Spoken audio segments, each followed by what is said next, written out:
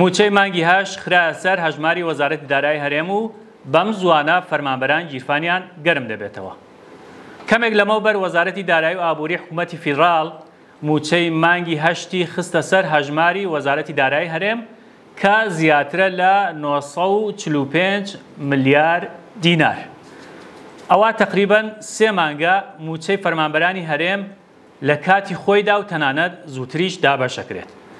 دوی ئەم مانگە بوو کە موچەی مانگی حەوت دابەشکرا، مانگی ڕابردووش هەردووی مانگ بوو کە موچەی مانگی 6 دابەشکرا. ئەم مانگەوە مانگ تەواو نەبووە و چەند سەعاتێک تر ئیشەڵا موچەکە دابەشەکرێت.